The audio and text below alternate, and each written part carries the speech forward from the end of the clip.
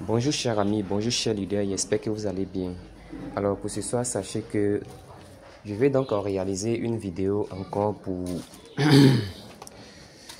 que nous soyons vraiment aux informations les plus sûres, autre que de nous vraiment faire berner par les spéculations qui sont présentement sur les toits, sur les réseaux et autres, ok?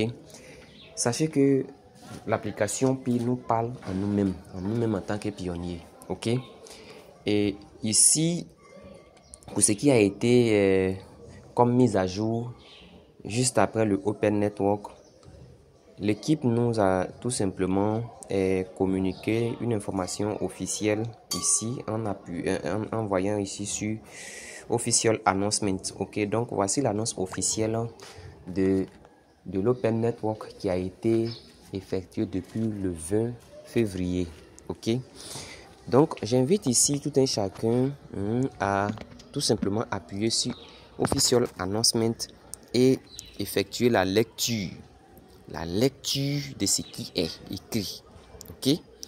Moi je vais aller à l'essentiel de certains points et cela aussi permet à tout un chacun d'avoir des directions pour pouvoir se projeter sur les canaux, les différents canaux les plus sûrs où il faut aller prendre les infos. Donc, je vais donc appuyer sur le Official Announcement. Et lorsque nous appuyons sur le Official Announcement, vous voyez cette page-là. Chez moi ici, par exemple, je peux traduire tout ce que je vais voir là en français, tout simplement en m'orientant ici où se trouvent les trois traits en haut à droite ici. Ok, donc je vais le faire, j'appuie là et j'appuie désormais sur traduire. Ok, donc j'appuie là.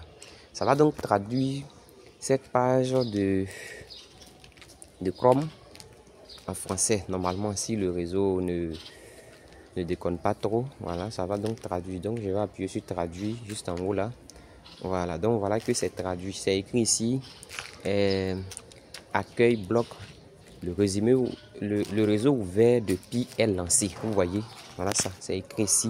Le réseau ouvert de Pi est lancé. Voilà, donc moi quand je vois ça déjà, je me dis déjà que si l'équipe même nous fait apparaître une annonce comme ça, nous disant que le réseau ouvert de Pi est lancé, ça veut dire que Pi peut donc collaborer, on peut dire les pionniers de Pi peuvent donc collaborer avec des plateformes extérieures, des plateformes qui n'étaient pas dans l'écosystème de Pi. Voilà. Donc ces plateformes extérieures qui n'étaient pas dans l'écosystème de Pi, entre autres, on peut commencer même à citer les échangeurs qui n'étaient pas dans l'écosystème de Pi. Sachez que l'écosystème de Pi a été construit par ces développeurs-là depuis plus de 6 ans. Voilà. Donc, du coup, on s'attend toujours à quelque chose de grand, de merveilleux qui va donc se dérouler au sein de l'écosystème de Pi Network. Voilà. Donc si on nous dit que le réseau vert de Pi est lancé et que l'équipe même a dit que ça a été lancé avec succès, ça veut dire qu'on peut collaborer avec les plateformes extérieures. Bien, je poursuis. Alors en ce qui concerne le réseau vert, on nous a dit que les plateformes extérieures qui devraient se connecter à la plateforme de Pi, ok, voilà, au réseau Pi, doivent passer le KYB, qui est le Know Your Business, ok. Alors donc pour savoir les entreprises qui ont passé le KYB et qui ont réussi le KYB et que le réseau et que l'équipe que la Pi Core Team nous demande à ce qu'on collabore avec eux, nous allons tout simplement nous orienter en haut ici, ok, en haut ici, on va venir là et on va écrire KYB. Voilà, on va écrire KYB. Ok, et on va lancer. On va lancer ici. On va lancer ça ici, en bas ici. Voilà, moi je vais lancer par là. Et lorsque je lance KYB, automatiquement,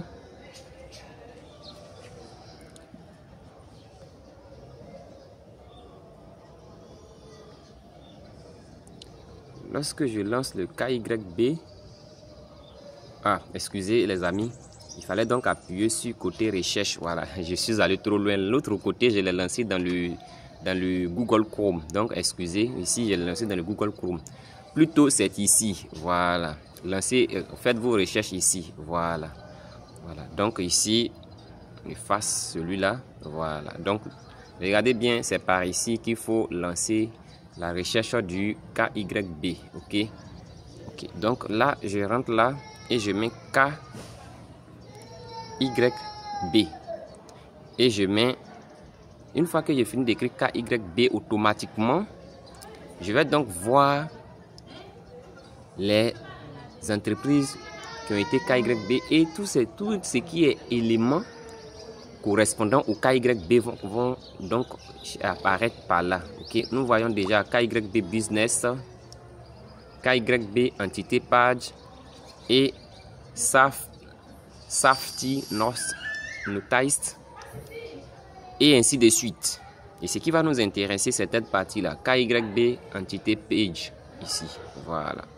Ok. Là, nous avons tout simplement à appuyer sur KYB Entité Page. Ok. Alors, sans toutefois que nous ayons un problème de réseau, ça veut dire que si nous n'avons pas eu un problème de réseau, bon, déjà la page est revenue encore en anglais. Donc, si vous voulez, vous pouvez toujours continuer à traduire en français. Voilà, comme je vais le faire ici dans l'onglet en haut à droite où se trouvent les 3 points. Voilà, donc j'ai traduit la page en anglais. Et je vais donc maintenant appuyer sur le côté voir les entreprises vérifiées. Voilà, avec la traduction, là, pour nous qui sommes dans la zone francophone, quand je traduis, ça nous arrange mieux par rapport à l'anglais. Mais néanmoins, il faudrait se forcer un peu pour pouvoir comprendre certains termes en anglais, vu que nous sommes dans l'environnement cryptographique et la plupart, tous les articles que nous lisons sont un peu en anglais. Et là, moi, je vais appuyer sur voir les entreprises vérifiées. Automatiquement, ça me fait apparaître la liste des entreprises vérifiées. Nous voyons OKX, nous voyons Budget, nous voyons Get.io, nous voyons Pionest, nous voyons Mexique. Voilà, Mexique. Donc, si je m'abstiens sur ces entreprises qui sont vérifiées, telles que OKX, Budget, Get.io, Pionest et MES Global, OKX, c'est un échangeur. OKX, c'est un échangeur. Budget, c'est un échangeur. Get.io, c'est un échangeur. Pionest, c'est un échangeur. Et Mexique, je crois aussi que lui aussi, c'est un échangeur. Donc, un échangeur ne peut pas donc lister un projet cryptographique et sans toutefois donner une valeur à la pièce qui est associée à ce projet. Je m'explique.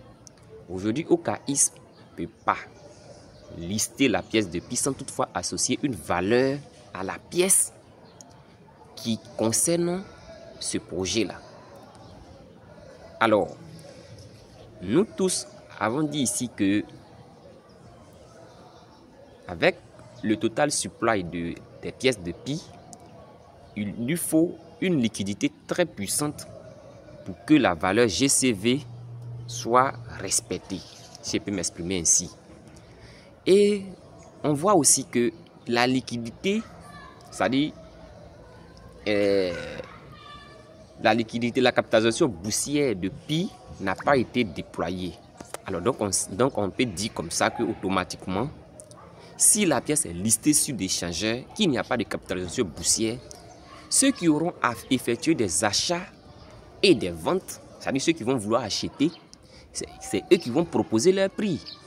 Voilà, c'est eux qui vont proposer leur prix, vu qu'il n'y a pas de capitalisation boursière, c'est-à-dire le prix auquel l'échangeur OKX peut supporter l'achat des pièces de pi et puis aussi lui permettre de pouvoir faire ses profits là. C'est ce qu'il va proposer. Voilà. Regardez bien, quand on regarde là, regardez, il y a seulement que combien d'entreprises? 1, 2, 3, 4, 5 entreprises. Et il n'y a même pas Binance dedans. Il n'y a pas Binance dedans. Je ne sais pas si la collaboration n'a pas eu lieu avec Binance, mais il n'y a pas Binance ici. Or, tout le monde sait que Binance aussi, vraiment, c'est un acteur vraiment très clé aussi dans le domaine de la crypto. Donc, ce qui se passe présentement, chers pionniers, vous devez savoir que chacun est en train de chercher à faire profit. Donc, pour tous ceux qui ont miné la pièce de pi au sein de l'application, moi, personnellement, je n'encourage à personne d'aller effectuer des ventes de ces pièces de pi sur ces échangeurs-là. Sachez que Pi Network a pris 6 ans pour se construire. Alors 6 ans, ce n'est pas 6 mois. 6 ans, ce n'est pas 6 semaines. 6 ans, ce n'est pas 6 jours. Donc les 6 ans qu'ils ont construit, ils ont pris pour construire l'écosystème des Pi là, de vous à moi. Qu'est-ce qui peut être derrière cette politique présente là pour que d'abord même les échangeurs qui doivent lister doivent passer ce qu'on appelle KYB et autres. Donc, chers amis, pour ceux qui ont les moyens, moi je donne comme conseil, pour ceux qui ont les moyens, vous pouvez donc vous orienter sur ces 5 échangeurs et puis aller acheter vos pièces de Pi tranquillement. Voilà. Il y a eu quelques informations que moi j'ai vu que certaines personnes ont acheté des pièces de Pi et qui ont pu transférer même déjà dans leur wallet de Pi. Voilà, donc si vous avez les moyens, vous pouvez acheter ces pièces-là. Et moi-même, personnellement, je n'ai pas encore fait de ces achats-là et transféré dans mon wallet de Pi. Mais néanmoins, si vous achetez, la pièce vous appartient. Et lorsque l'écosystème de Pi va se déployer de façon véritable ou encore de façon progressive, c'est en cela que nous allons voir la réelle valeur de la pièce de Pi. Si le GCV tiendra, c'est lorsque l'écosystème va être déployé que nous allons constater que, effectivement, voici, avec le déploiement de l'écosystème, nous voyons que la pièce de Pi a une valeur de 314 159 $.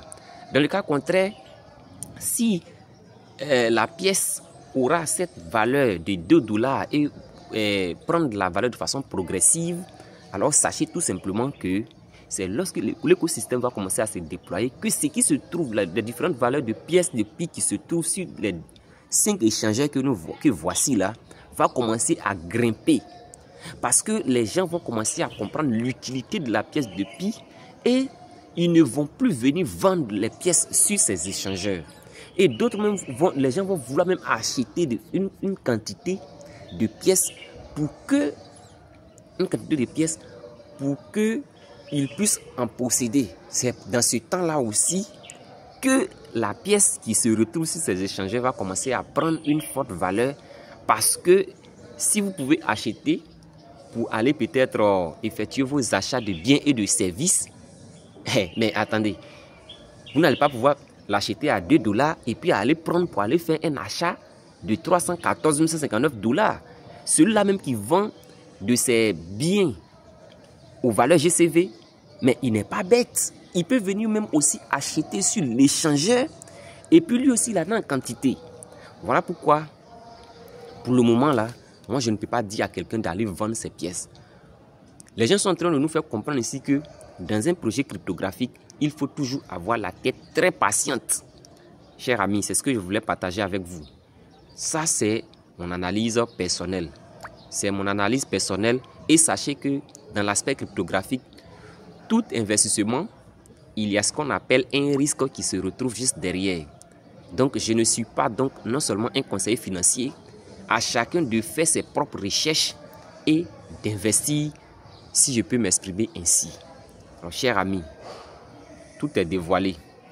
Ici, c'est la Pi-Core Team qui a donné l'approbation à ces 5 échangeurs de se connecter au réseau Pi Network. Donc, nous, en tant que pionniers, nous, en tant que participants à ce projet, c'est ce que nous pouvons dire sur tout ce qui se passe présentement. Alors, bon minage à tous, que chacun soit sous la protection du Seigneur. Rendez-vous au sommet.